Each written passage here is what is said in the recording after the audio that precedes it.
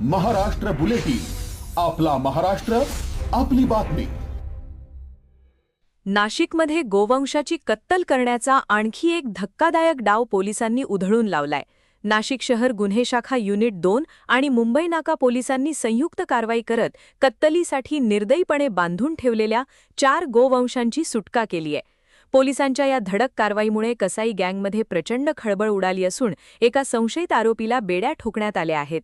नाशिकचे पोलीस आयुक्त संदीप कर्णिक, उपायुक्त किरण कुमार चव्हाण आणि सहाय्यक पोलीस आयुक्त संदीप मिडके यांनी शहरातील अवैध गोवंश वाहतूक आणि कत्तली विरोधात थेट युद्ध पुकारले।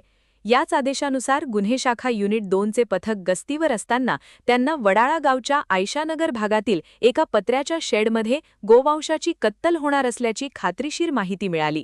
माहिती मिळताच युनिट 2 चे प्रभारी सहाय्यक पोलीस निरीक्षक हेमंत तोडकर यांच्या पथकाने आणि मुंबई नाका पोलिसांनी रात्रीच्या वेळी वडाळा गावातील संशयास्पद शेडवर छापा टाकला।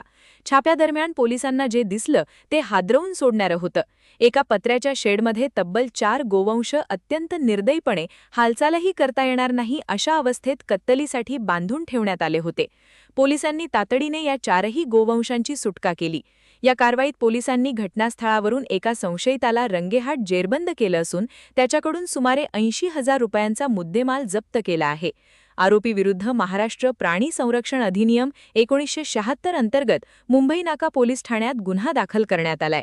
या धडक कारवाईत सहाय्यक पोलीस निरीक्षक हेमंत तोडकर, पोलीस उपनिरीक्षक संजय सानप, यशवंत बेंडकोळी, गुलाब सोनार, वाल्मिक चव्हाण यांच्यासह मुंबई नाका पोलिसांच्या पथकाने कामगिरी बजावली आहे। या कत्तलखान्यामागे आणखी कोणाकोणाचे हात आहेत याचा पुढील तपास मुंबई नाका पोलीस करत आहेत।